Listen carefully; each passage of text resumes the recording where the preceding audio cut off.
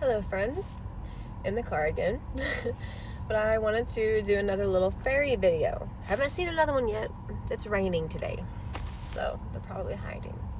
I don't blame them on hiding.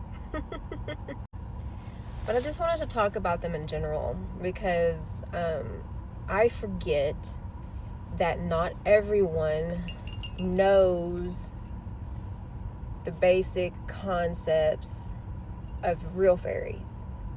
Someone mentioned in a comment on my previous video that they're not like Tinkerbell, and they're not. And I know that. I know Fae and the mystics of the earth. So it's not something that I thought about clarifying on. However, if this is something that you're interested in, then that's something that you need to know, is that typically fairies are not necessarily friendly. And I don't blame them. Let me take a look at what we've done to this planet. Fairies are protectors of whatever they dwell in. There are woodland fairies, there are water fairies, in any part of the mountains, the deserts, the swamps, the frozen areas. Every land and area has a type of fae specific and unique to that area. There are also a lot of creatures in the mystical and supernatural world that you might not consider to be a fairy, but might actually be classified as a fairy. Over the recent years, I have realized that Sasquatch, Bigfoot, whatever you want to call them, again, that might be unique to wherever you're from. I think that his kind, or its kind, might very well be a fairy. You hear about them, but you don't see them very often. And very rare sightings are hard to believe. But I do believe that they're out there. But they're the protectors of the woods, especially in mountainous regions, especially in Oklahoma and Arkansas. And then I know that there are other states with very frequent Sasquatch activity and sightings, things that can only be explained by Sasquatch. And I have seen things in the woods that also confirm my belief in them. And if you're interested in signs of Bigfoot or what to look for in the woods, I would love to do a video on that. I've heard things in the woods that I know was not a big cat, because I know what a big cat sounds like. I've seen things that are not naturally possible to do with human hands, and it's just incredible. So yes, fairies are protectors of the land, protectors of the water and the plants. So whenever they see us and what we've done to the earth, I wouldn't be very nice to our kind either. Hard to make friends with. That's why, since we have been out here, I did not make first contact. I know that they exist, and I know that they're all around me. I sense their presence. I feel the energy. And so just out of respect in that manner, I started my offering altar for whatever might be in the land that we were sharing. And then they started showing themselves. And then the experiences and the frequencies started becoming more often. And it's a privilege. But that's why I don't fuck around with them. They can be ruthless, they can be mean, they can be scary. If you think about all like cryptids, Bigfoot, Wendigos or Wendigos, whatever you want to call them, all of those things that I could make so many videos on are potentially a type of fairy. They're living in the land that they've lived in for centuries and centuries, and they protect that area. And when people go walking amongst that stuff, and you kicking rocks and you cutting trees and you leaving your trash behind, they tend to get a little ugly. I don't blame them. So that's why it is very important to do your research, not only on the Fae world in general, but your area. I live in the Ozark Mountains, so when I moved up here, I started doing a lot of research on stories and history of different fairy and mystical interactions around me. And it pretty much just confirmed what I already knew, but it was good information to have, you know what I mean?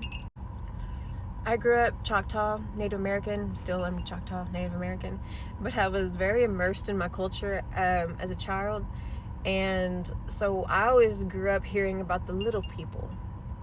In some areas and cultures, they might be called leprechauns or elves, and they might even be different beings completely, but like similar races. If you know, it's a whole ecosystem. It's a whole civilization and culture that we will never truly fully understand, but we can respect it. So yes, the little people are a type of fae. And when things go missing, especially my jewelry or something that I'm needing to use right now, it's usually the little people or the dogs. But usually I find what the dogs drag off. For example, so I have multiple altars on the property, and I had a stack of specific crystals in one specific area. And then after a full moon one night, I went out to check my altar the next morning, and those crystals were gone. The bowl was still there, the herbs were still there, everything else was still there, even the money was still there. But the crystals, the little handful of shiny rocks I had beautifully placed there, were gone. So I got to looking around. I thought, well, maybe the dogs knocked it over and they're just scattered on the ground, or, you know, whatever. And they didn't find them. So I decided to check the other altar. And there they were, stacked up beautifully next to the other bowl. I don't think the dogs did that. And no, we don't have any kids that run around and live with us. It's just us and the dogs. So if you're early on in your spiritual journey, or you're not early on in your spiritual journey, but you're interested in learning more about the Fae, do your research before you do anything. And like a couple of people commented in a previous video that I did, they're not something to make friends with. They're not something to make first contact with or communicate with, because they're very demanding. They're very powerful entities. They have a lot of energy. They have a lot of old-time religion.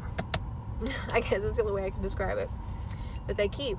And if you start messing with them or communicating with them, and you start slacking, or if you ignore them, or if you disrespect them or dishonor the land, bad shit's gonna happen. I'm not gonna blame what happened on this, but I had just started leaving offerings for the fairies and doing a lot of my spiritual work, and then I got distracted. We had kind of a life change that just kind of knocked me off balance for a while, and I had to get adjusted to the new situation. And so I kind of went like 2 or 3 weeks where I didn't leave any offerings of any kind. And I found my stuff scattered. The bowl that I would leave the offerings in was sitting upright in the middle of a driveway one day.